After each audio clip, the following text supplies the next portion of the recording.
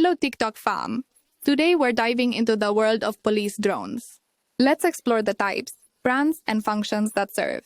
First, let's talk about the different types of drones used by police departments. Surveillance drones are commonly used to monitor large crowds and suspicious activities, such as illegal gatherings or drug deals. Search and rescue drones are another crucial type employed by the police. They help locate missing persons or suspects in vast areas. And let's take a look at some brands and models of popular drones preferred by police departments. Live and Mavic Pro, Matrice 300, RTK, and DJI Phantom 4 Pro are the benchmark options. These drones offer security, reliability, ease of use, and high-quality real-time videos. Finally, let's touch on the functions performed by these police drones.